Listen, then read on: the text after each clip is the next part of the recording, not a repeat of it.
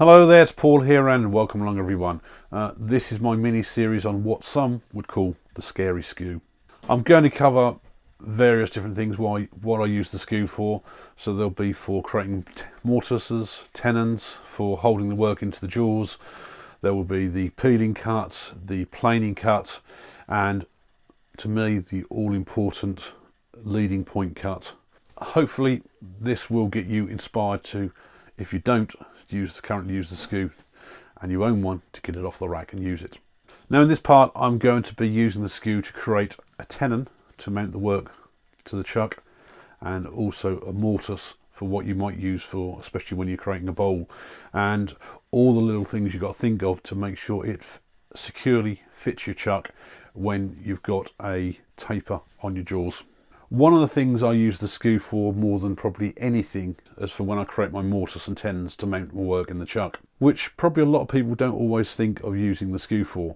And the good thing about that is because normally the standard shape of a skew has that angle, and it's an ideal for the taper that you get on your jaws. Now I've got a spindle, small piece of softwood here mounted between centres, which I've already trued up, and I want to put a tenon on this to fit my jaws. Now ideally you want the right jaws for the size work. Ideally you want the chuck to be open that sort of distance, to have a gap down there.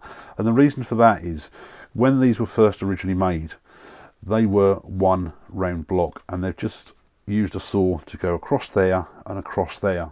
So you've lost this gap here is really the material they've cut away from the jaws, and by doing that it means that we should just about have a perfect circle. If we create our tenon or even our mortise when we're doing for things like bowls and stuff like that at these sizes for what the jaws are, then they have a much better even hold all around the work, meaning it's a lot safer. This is my biggest set of jaws. If I was going to create a tenon to hold on these, I do not want that tenon no deeper than here.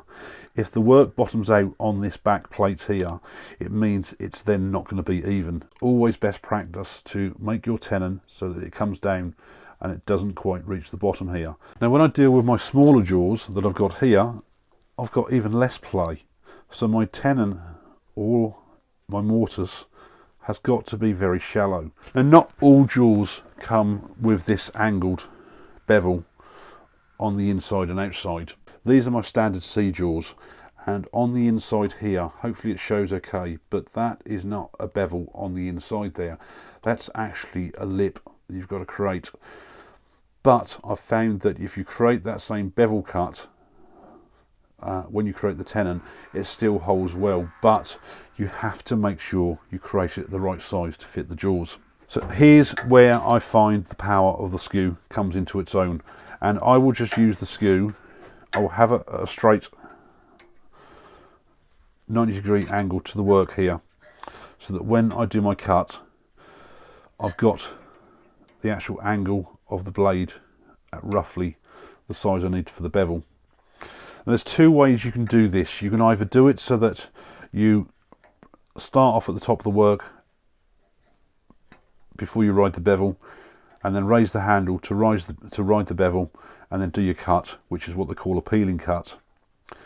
The other option is you can always use it very much like you sometimes use the parting tool, where you just go straight in and it's more like a scraping cut. Now depending on your wood, you might find that you get tear out either way. Now if you're doing a peeling cut, you don't want the tool rest too high, because if the tool rest is too high, you'll find that you've got to start off with the tool fairly flat, and you've got to raise the handle quite a bit higher before you then start doing all your cut, and it becomes uncomfortable and probably not very safe. If again on the other side, if you've got your tool rest too low, you'll find that you're starting off with the tool handle very low like this, and you then slowly raise it to do the cut that way, and again it might not be the most comfortable and most controlled way, especially if you do it like I do, as that I usually often hold a pair of calipers with one hand and just hold the tool with the other hand. So I'm going to start off here with a peeling cut, and I've got the tool roughly 90 degrees to the work. I just want to make sure I create that angle with the skew on there, And let's just see what this cut's like to start with as a peeling cut. So it's tool on the rest. I'm on top of the work, so raise the handle until I start riding the bevel.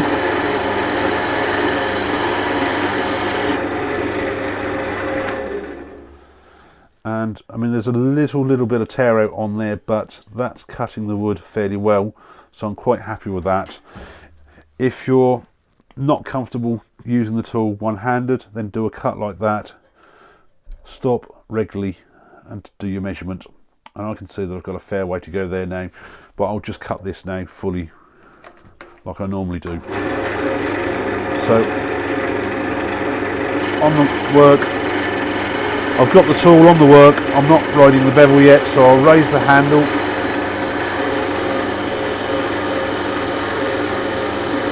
So I'm just doing this with one hand.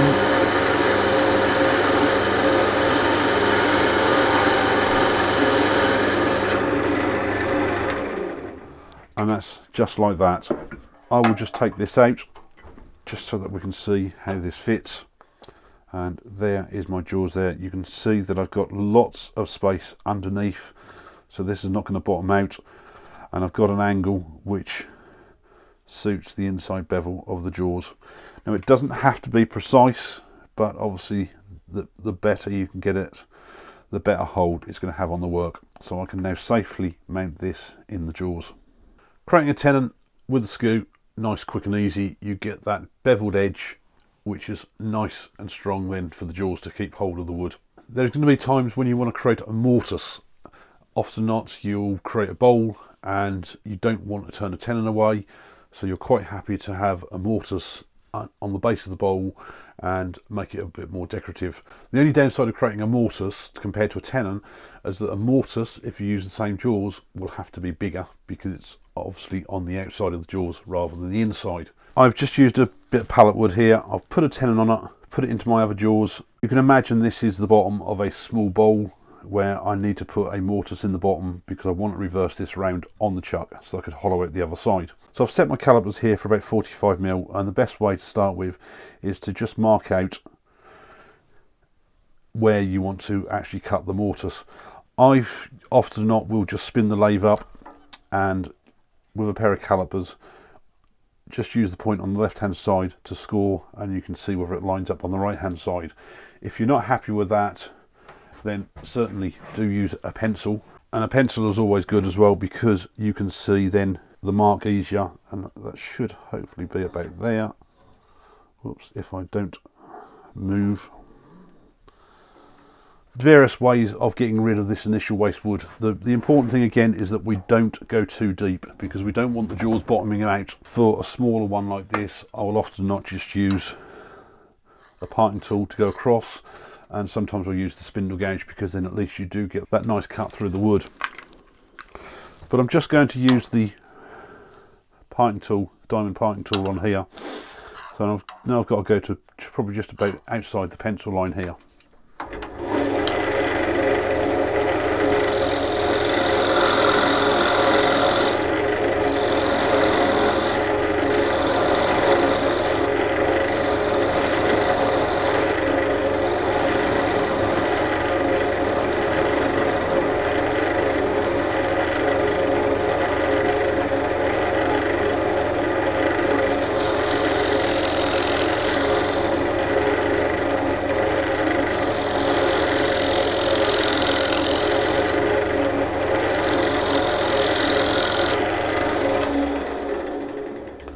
I've also made this not very deep at all. I have actually only gone about half the depth of the jaws there, so if I wanted to I could actually go a lot deeper if I wanted more of a hold. Now for the creating the bevel in there, because I'm using this skew as a scraper, I need to make sure the tool rest is at least the height of centre. When I do the cut in there, I need to make sure that the tool is either flat or the handle is raised above the tool rest. If it's lower, I'm going to be cutting into the wood rather than using it as a scraper. Now, all I'm going to do is I'm going to have this flat surface flat with the base so that I've got that nice angle on there. And you can either start cutting at the corner, or where I need to widen this a little bit more, just take a little bit more out and it will soon come out. And because the skew also acts as a negative rake scraper, which really the diamond parting tool does in that manner as well, you can also use it to go across the base of what you've just taken out to either smooth it off or just take it down a bit deeper. So,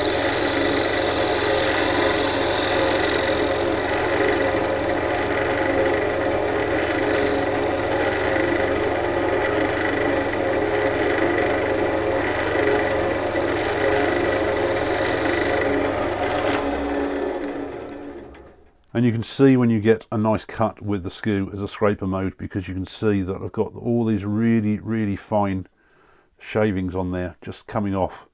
And I know this is softwood, but I now have a really nice smooth surface under the base there. It would just be the edge that just need to be tidied up a bit. But I now have a nice angled bevel in there, so that when if I reverse this around in the jaws, it will actually hold on nicely. Now, as you can also see as well, because I've had to go larger with the mortise rather than compared to the tenon, it can also then reduce your wall thickness if you're creating a mortise, which is where the weakness comes into it. With the tenon, I've got all that material in the inside for the jaws to push down on and squash onto, and therefore it's a lot stronger. Here you can see I've created a delicate mortise, and I've got probably 4 or 5 mil wall thickness there, and especially this is softwood, if I over tighten the jaws then it's just going to split out. So the idea, I just usually put that on there enough so that it's not going to slip, and there I have the mortise. So that's one area you might not think of using the skew for, creating your tenons and your mortises, and as you see, hopefully from these it creates a nice finish as well as something that's going to fit into the jaws nice and snug and be secure. This is just one of many uses that you can use a skew for, so please do carry on watching the rest of the series. Thanks a lot for watching, and I'll see you in the next project video.